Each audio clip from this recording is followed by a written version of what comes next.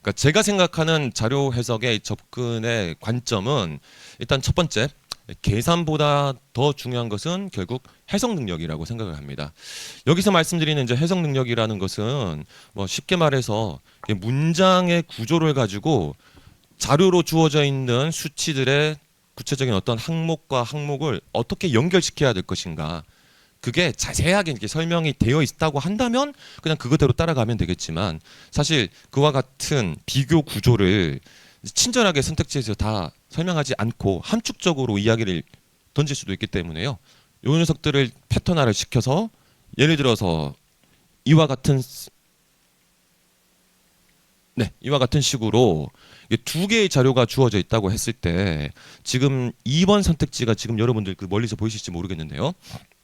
이 선택지 같은 경우는 서울에 거주하는 34세 이하 팔로워는 3,000명 이상이다라는 질문 구조를 취하고 있는데 이 녀석이 첫 번째 표에 연령대가 나와 있고 두 번째 표에 서울이라는 지역이 나와 있어서 이 선택지를 이제 자주 이런 구조를 이제 자주 접하셨을 때 이제 실전적 감각이 길러진 상태라고 한다면 서울이라는 항목은 표 2번, 그다음에 34세 이하라는 것은 표 1번에 이렇게 서로 다른 자료에 주어져 있는 키워드들인데 이 두 가지 키워드를 어떻게 지금 처리해야 될 것인가?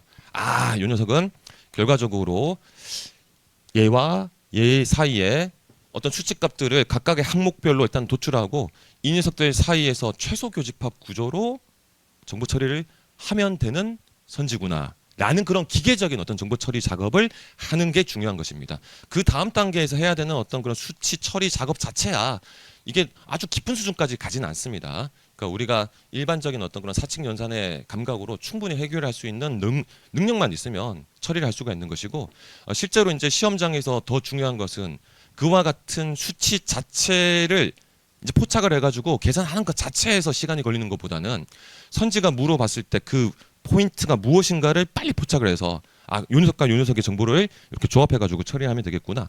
그 감각이 그만큼 빨리 작동을 해야 되는 것이겠죠.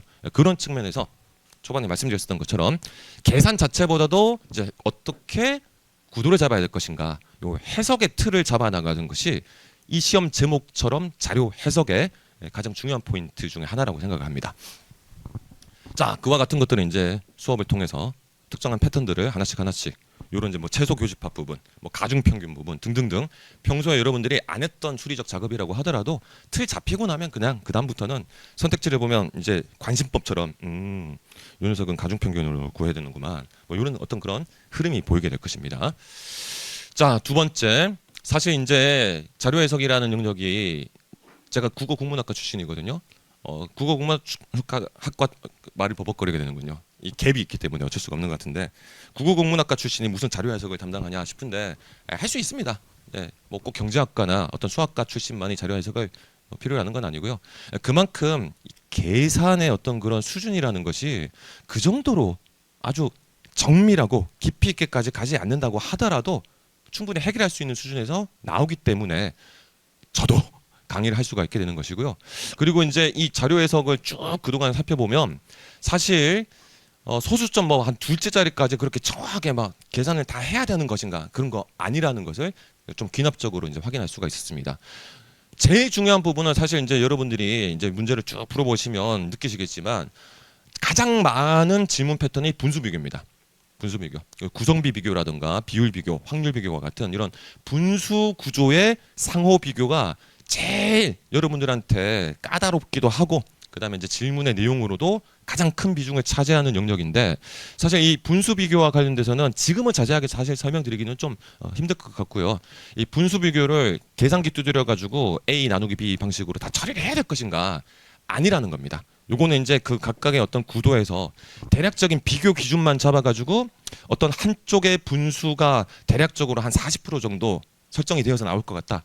그러면 얘 40%라는 기준선을 바탕으로 해서 나머지 비교되고 있는 항목이 이 40% 선을 넘냐 아니면 넘지 못하느냐 이런 식의 어떤 구도로 접근하는 방식도 있을 수가 있고 아니면 분수 비교 구도를 배율 구조로 설정을 해서 어차피 이 배율이라는 것은 이 분수라는 것은 보통 100% 안쪽으로 나올 가능성이 높지 않겠습니까? 그럼 예를 들어서 뭐 20%라고 한다면 분자가 1이고 분모가 5가 되는 그런 구도가 되지 않겠어요? 이런 식으로 해서 분자 대비 분모가 몇 배율이 되는가 같은 식으로 이 분수 비교를 철저하게 정확한 계산값을 도출하지 않고도 판단할 수 있는 그런 구도는 상황별로 여러 가지가 있습니다.